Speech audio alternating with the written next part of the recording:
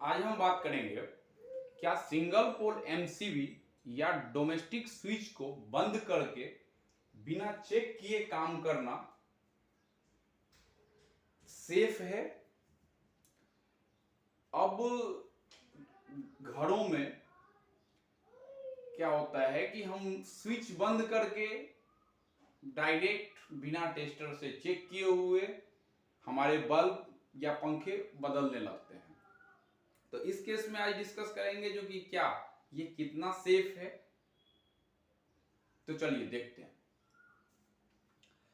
अब मान लीजिए ये हमारा मेन डिस्ट्रीब्यूशन लाइन से सप्लाई कनेक्ट होकर के हमारे घर तक आ रही है। ये हमारा मेन एनर्जी मीटर है। एनर्जी मीटर में फेज न्यूट्रल कनेक्ट हुआ और यहां से आउटगोइंग निकल के हमारे लोड तक जा रही है। बीच में अगर ये एक स्विच है, बीच में अगर ये एक सिंगल पोल स्विच लगा हुआ है और सामने बल्ब है।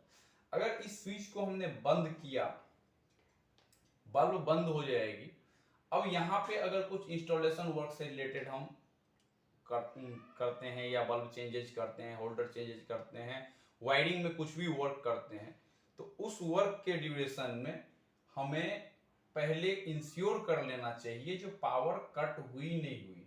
स्विच चूंकि फ्यूज या न्यूट्रल दोनों में से, फेज या न्यूट्रल दोनों में कोई एक भी अगर कट होता है तो बल्ब या पंखा यानी कोई भी लोड कनेक्टेड हो लाइन पे तो वो डिस्कनेक्ट तो हो जाएगा, बंद तो हो जाएगा, बट सामने पावर आना बंद हुआ कि नहीं वो कैसे इंश्योर करेंगे, हम कितने सेफ हैं उस काम करने के लिए वो इंश्योर करेंगे।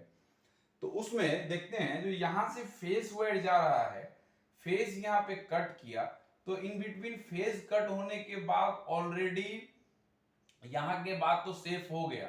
अगर हम यहां से चेक करके फिर आगे वर्क करते हैं सेफ है, no issue. But in the sense अगर कई बार क्या होता है कि हमारे इलेक्ट्रिसिटी बोर्ड के लाइन मैन वगैरह लाइन पे काम कर रहे होते हैं तो मेन लाइन से हमारे कनेक्शंस को इंटरचेंज भी किया जाता है बाय मिस्टेकली भी, जो कई बार वो खोल करके काम करते हैं तो बाय मिस्टेकली भी। अब जब इंटरचेंज हो गया तो आप देख सकते हो जो हमारे घरों में आ रहा था फेज वो यहाँ पे न्यूट्रल बन गया और जो न्यूट्रल आ रहा था वो फेज बन गया क्योंकि इंटरचेंज हो गया। यहां भी सेम थिंग हो जाएगा। अब इस केस में हमारा स्विच न्यूट्रल की जगह अपने आप फेज में चला गया। अब यहां पे हम ये भी कंसर्न देखते हैं जो कि आज से 1 महीना पहले चेक किया था, स्विच बंद कर दिया, पावर आना बंद हो जाएगा, लेकिन बट ऐसा नहीं है। हो सकता है बीच में कभी कहीं कुछ काम हुआ हो। अगर main incoming supply internally phase और न्यूट्रल आपस में चेंज हो जाएंगे, लोड को चलने में कहीं कोई प्रॉब्लम नहीं आएगी। बट अब आपका सप्लाई कनेक्ट हो चुका है स्विच पे, अब आपका सप्लाई स्विच पे कनेक्ट अब आपका जो है सो स्विच फेज की जगह न्यूट्रल पे कनेक्ट हो चुका है।